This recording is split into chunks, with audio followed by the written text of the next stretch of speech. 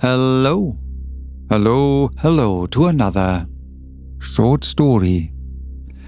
Today, I have a tale of psychological terror and the unknown for you, written by Algernon Blackwood, a true pioneer of weird fiction. There's a reason why H.P. Lovecraft named him as one of his favorite authors. Aside from Poe, Lovecraft wrote, I think Algernon Blackwood touches me most closely. Blackwood's poetic use of language, his skill of weaving a web of psychological horror that leaves us, the readers and listeners, questioning what is real and what is just a product of the narrator's fevered mind, his mastery in creating atmosphere is still unmatched till this very day.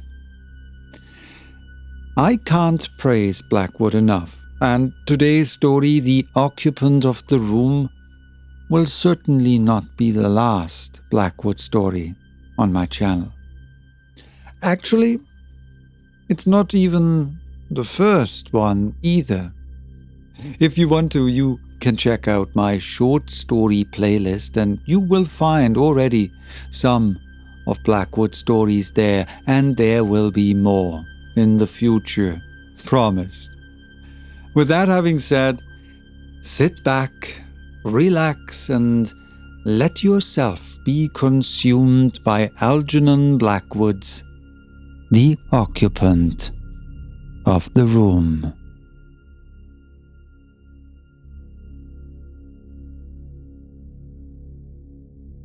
He arrived late at night by the yellow diligence, stiff and cramped after the toilsome ascent of 3 slow hours. The village, a single mass of shadow, was already asleep. Only in front of the little hotel was there noise and light and bustle, for a moment.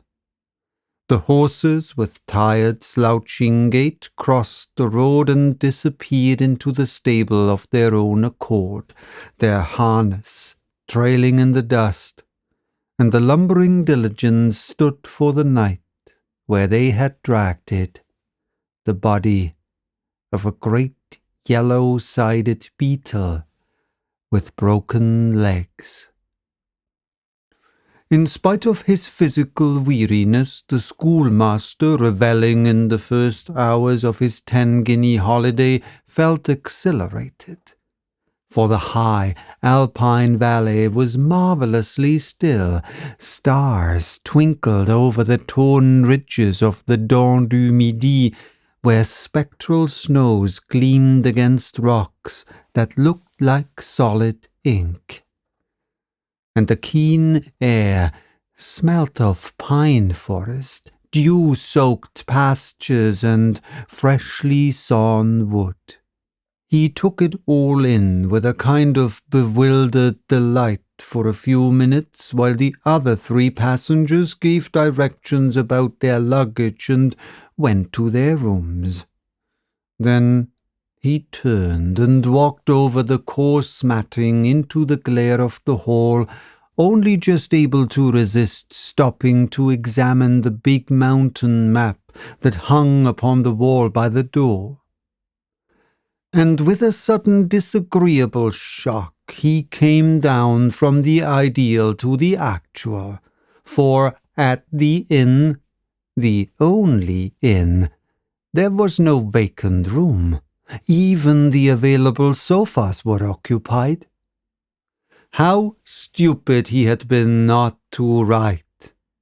Yet it had been impossible, he remembered, for he had come to the decision suddenly that morning in Geneva, enticed by the brilliance of the weather after a week of rain. They talked endlessly, this gold-braided porter and the hard-faced old woman. Her face was hard, he noticed, gesticulating all the time and pointing all about the village with suggestions that he ill understood, for his French was limited and their patois was fearful. There, he might find a room, or there, but we are hélas full, more full than we care about. Tomorrow, perhaps, if so-and-so give up their rooms. And then, with much shrugging of shoulders, the hard-faced old woman stared at the gold-braided porter, and the porter stared sleepily at the schoolmaster.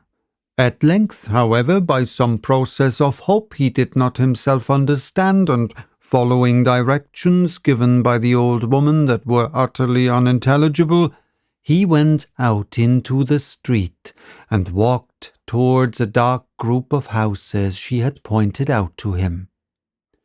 He only knew that he meant to thunder at a door and ask for a room. He was too weary to think out details. The porter half made to go with him, but turned back at the last moment to speak with the old woman. The houses sketched themselves dimly in the general blackness. The air was cold. The whole valley was filled with the rush and thunder of falling water. He was thinking vaguely that the dawn could not be very far away, and that he might even spend the night wandering in the woods, when there was a sharp noise behind him, and he turned to see a figure hurrying after him. It was the porter, running. And in the little hall of the inn there began again a confused three-cornered conversation with frequent muttered colloquy and whispered asides in patois between the woman and the porter. The net result of which was that, if monsieur did not object, there was a room after all on the first floor, only it was in a sense engaged. That is to say, but the schoolmaster took the room without inquiring too closely into the puzzle that had somehow provided it so suddenly. The ethics of hotel-keeping had nothing to do with him. If the woman offered him quarters, it was not for him to argue with her whether the said quarters were legitimately hers to offer. But the porter, evidently a little thrilled, accompanied the guest up to the room and supplied in a mixture of French and English details omitted by the landlady, and Minturn, the schoolmaster, soon shared the thrill with him, and found himself in the atmosphere of a possible tragedy. All who know the peculiar excitement that belongs to high mountain valleys where dangerous climbing is a chief feature of the attractions will understand a certain faint element of high alarm that goes with the picture. One looks up at the desolate, soaring ridges and thinks involuntarily of the men who find their pleasure for days and nights together scaling perilous summits among the clouds and conquering inch by inch the icy peaks that forever shake their dark terror in the sky. The atmosphere of adventure, spiced with the possible horror of a very grim order of tragedy, is inseparable from any imaginative contemplation of the scene. And the idea Minturn gleaned from the half-frightened porter lost nothing by his ignorance of the language. This Englishwoman, the real occupant of the room, had insisted on going without a guide. She had left just before daybreak 2 days before. The porter had seen her start, and she had not returned. The route was difficult and dangerous, yet not impossible for a skilled climber, even a solitary one. And the Englishwoman was an experienced mountaineer. Also, she was self-willed, careless of advice, bored by warnings, self-confident to a degree, queer, moreover, for she kept entirely to herself and sometimes remained in her room with locked doors, admitting no one for days together. A crank, evidently, for the first water. This much Minturn gathered clearly enough from the porter's talk while his luggage was brought in and the room set to rights. Further, too, that the search party had gone out and might of course return at any moment, in which case thus the room was empty, yet still hers. If Monsieur did not object, if the risk he ran of having to turn out suddenly in the night? It was the loquacious porter who furnished the details that made the transaction questionable, and Minturn dismissed the loquacious porter as soon as possible, and prepared to get into the hastily arranged bed and snatch all the hours of sleep he could before he was turned out. At first, it must be admitted, he felt uncomfortable, distinctly uncomfortable. He was in someone else's room. He had really no right to be there. It was in the nature of an unwarrantable intrusion, and while he unpacked, he kept looking over his shoulder as though someone were watching him from the corners. Any moment it seemed he would hear a step in the passage, a knock would come at the door would open, and there he would see this vigorous Englishwoman looking him up and down with anger. Worse still, he would hear her voice asking him what he was doing in her room, her bedroom. Of course, he had an adequate explanation, but still. Then, reflecting that he was already half undressed, the humour of it flashed for a second across his mind, and he laughed, quietly. And at once, after that laughter under his breath, came the sudden sense of tragedy he had felt before. Perhaps, even when he smiled, her body lay broken and cold upon those awful heights. The wind of snow playing over her hair, her glazed eyes staring sightless up to the stars. It made him shudder. The sense of this woman whom he had never seen, whose name even he did not know, became extraordinarily real. Almost he could imagine that she was somewhere in the room with him, hidden, observing all he did.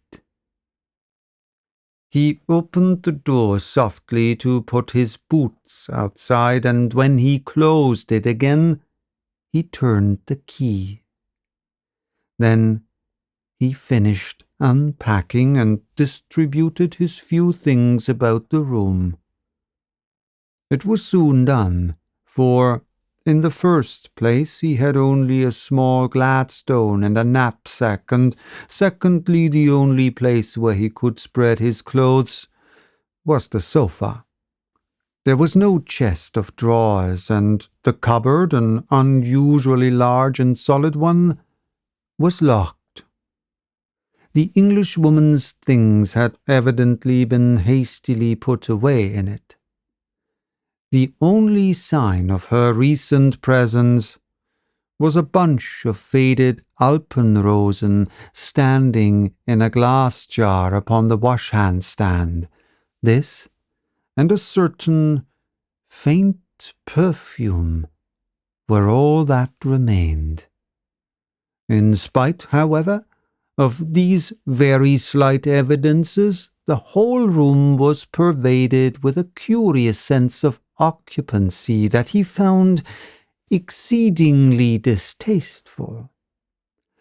One moment the atmosphere seemed subtly changed with a "just left" feeling. The next, it was a queer awareness of still here that made him turn cold and look hurriedly behind him. Altogether, the room inspired him with a singular aversion, and the strength of this aversion seemed the only excuse for his tossing the faded flowers out of the window, and then hanging his mackintosh upon the cupboard door in such a way as to screen it as much as possible from view. For the sight of that big, ugly cupboard filled with the clothing of a woman who might then be beyond any further need of covering, thus his imagination insisted on picturing it, touched in him a startled sense of the incongruous that did not stop there, but crept through his mind gradually till it merged somehow into a sense of rather grotesque horror. At any rate, the sight of that cupboard was offensive, and he covered it almost instinctively.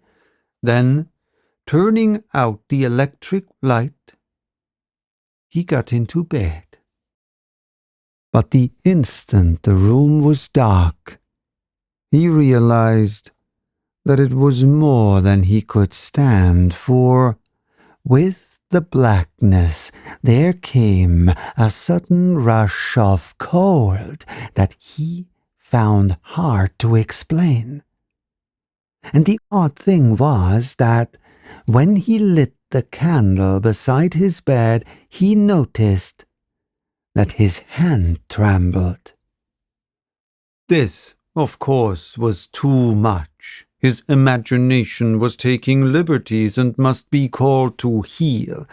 Yet the way he called it to order was significant, and its very deliberateness betrayed a mind that has already admitted fear, and fear, once in, is difficult to dislodge. He lay there, upon his elbow in bed, and carefully took note of all the objects in the room, with the intention, as it were, of taking an inventory of everything his senses perceived, then drawing a line, adding them up finally, and saying with decision, "That's all the room contains. I've counted every single thing. There is nothing more. Now, I may sleep in peace." And it was during this absurd process of enumerating the furniture of the room that the dreadful sense of distressing lassitude came over him that made it difficult even to finish counting. It came swiftly, yet with an amazing kind of violence that overwhelmed him softly and easily with a sensation of enervating weariness hard to describe. And its first effect was to banish fear. He no longer possessed enough energy to feel really afraid or nervous. The cold remained, but the alarm vanished, and into every corner of his usually vigorous personality crept the insidious poison of a muscular fatigue.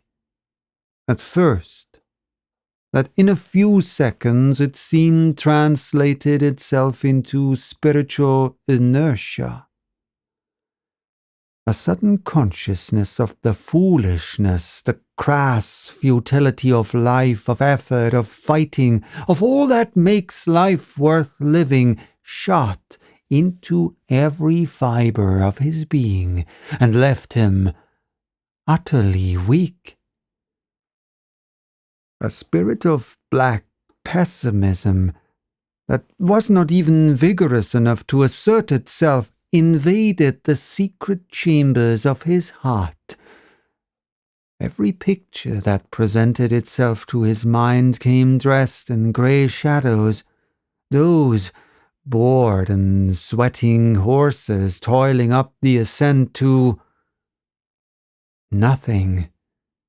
That hard-faced landlady, taking so much trouble to let her desire for gain conquer her sense of morality for a few francs. That gold-braided porter, so talkative, fussy, energetic, and so anxious to tell all he knew. What was the use of them all? And for himself, what in the world was the good of all the labour and drudgery he went through in that preparatory school where he was junior master? What could it lead to? Wherein lay the value of so much uncertain toil? When the ultimate secrets of life were hidden, and no one knew the final goal? How foolish was effort, discipline, work, how vain was pleasure, how trivial the noblest life. With a fearful jump that nearly upset the candle, Minturn pulled himself together. Such vicious thoughts were usually so remote from his normal character that the sudden vile invasion produced a swift reaction. Yet, only for a moment.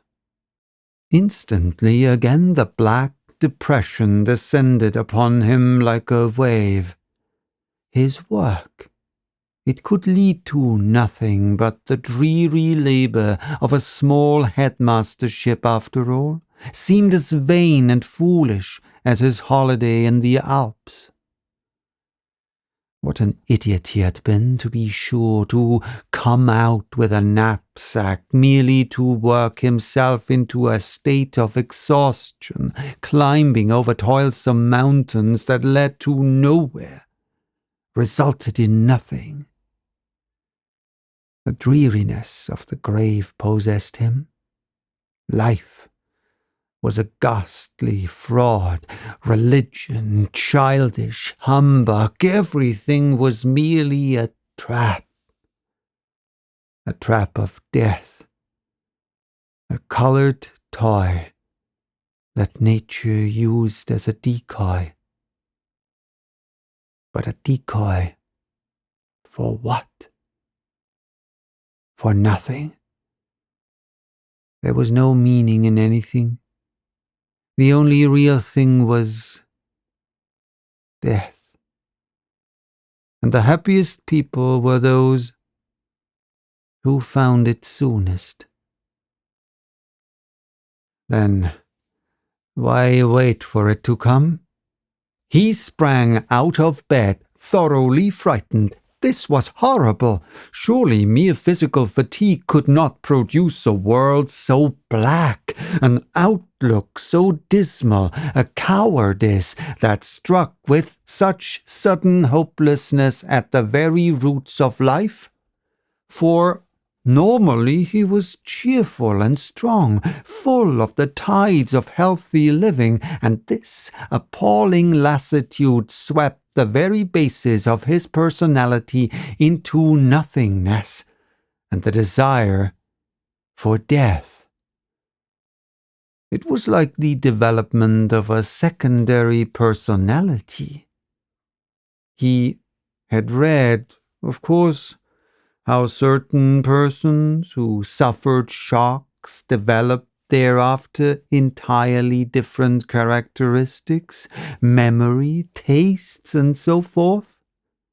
It had all rather frightened him, though scientific men vouched for it. It was hardly to be believed. Yet here was a similar thing taking place in his own consciousness. He was, beyond question, experiencing all the mental variations of someone else. It was unmoral. It was awful. It was, well, after all, at the same time, it was uncommonly interesting. And this interest he began to feel was the first sign of his returning normal self, for to feel interest is to live and to love life. He sprang into the middle of the room, then switched on the electric light, and the first thing that struck his eye was the big cupboard. "Hello, there's that beastly cupboard," he exclaimed to himself involuntarily, yet aloud. It held all the clothes, the swinging skirts and coats and summer blouses of the dead woman. For he knew now, somehow or other, that she was dead. At that moment, through the open windows rushed the sound of falling water, bringing with it a vivid realization of the desolate, snow-swept heights. He saw her, positively saw her, lying where she had fallen, the frost upon her cheeks, the snow dust eddying about her hair and eyes, her broken limbs pushing against the lumps of ice. For a moment, the sense of spiritual lassitude, of the emptiness of life, vanished before his picture of broken effort, of a small human force battling pluckingly yet in vain against the impersonal and pitiless potencies of inanimate nature, and he found himself again his normal self. Then, instantly, returned again that terrible sense of cold, nothingness, emptiness, and he found himself standing opposite the big cupboard where her clothes were. He wanted to see those clothes, things she had used and worn. Quite close he stood, almost touching it. The next second, he had touched it. His knuckles struck upon the wood. Why he knocked it is hard to say. It was an instinctive movement, probably. Something in his deepest self dictated it, ordered it. He knocked at the door, and the dull sound upon the wood into the stillness of that room brought horror. Why it should have done so, he found it as hard to explain to himself as why he should have felt impelled to knock. The fact remains that when he heard the faint reverberation inside the cupboard, it brought with it so vivid a realization of the woman's presence that he stood there, shivering upon the floor with a dreadful sense of anticipation. He almost expected to hear an answering knock from within. The rustling of the hanging skirts, perhaps, or worse still, to see the locked door slowly open towards him. And from that moment he declares that in some way or other he must have partially lost control of himself, or at least of his better judgment, for he became possessed by such an overmastering desire to tear open that cupboard door and see the clothes within that he tried every key in the room in the vain effort to unlock it, and then, finally, before he quite realized what he was doing, rang the bell. But, having rung the bell for no obvious or intelligent reason at 2:00 in the morning, he then stood waiting in the middle of the floor for the servant to come, conscious for the first time that Something outside his ordinary self had pushed him towards the act. It was almost like an internal voice that directed him, and thus, when at last steps came down the passage, and he faced the cross and sleepy chambermaid, amazed at being summoned at such an hour, he found no difficulty in the matter of what he should say, for the same power that insisted he should open the cupboard door also impelled him to utter words over which he apparently had no control. "It's not you I rang for," he said with decision and impatience. "I want a man. Wake the porter and send him up to me at once. Hurry, I tell you, hurry." And when the girl had gone, frightened at his earnestness, Minturn realized that the words surprised himself as much as they surprised her. Until they were out of his mouth, he had not known what exactly he was saying. But now he understood that some force foreign to his own personality was using his mind and organs. The black depression that had possessed him a few moments before was also part of it. The powerful mood of this vanished woman had somehow momentarily taken possession of him, communicated possibly by the atmosphere of things in the room still belonging to her.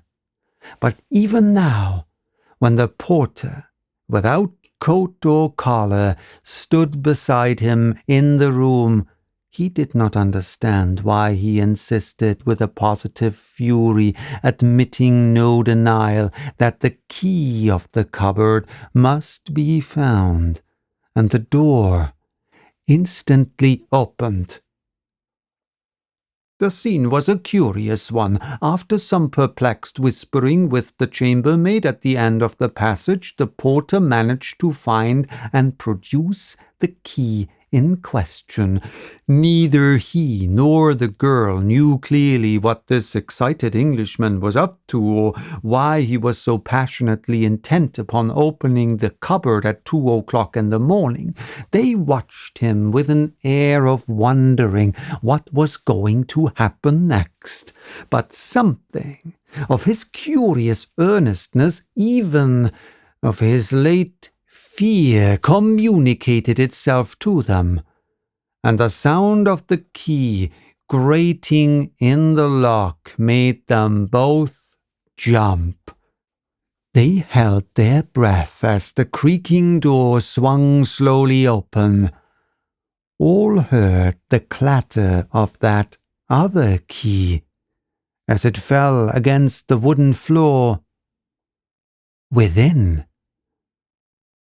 the cupboard had been locked from the inside. But it was the scared housemaid from her position in the corridor who first saw, and with a wild scream fell crashing against the banisters. The porter made no attempt to save her. The schoolmaster and himself made a simultaneous rush toward the door, now wide open. They, too, had seen. There were no clothes, skirts or blouses on the pegs, but, all by itself, from an iron hook in the center, they saw the body of the Englishwoman hanging by the neck, the head bent horribly forwards, the tongue protruding. Jarred by the movement of unlocking, the body swung slowly round to face them. Pinned upon the inside of the door was a hotel envelope with the following words penciled in straggling writing: tired, unhappy, hopelessly depressed. I cannot face life any longer. All is black. All is black. I must put an end to it. I meant to do it on the mountains, but was afraid.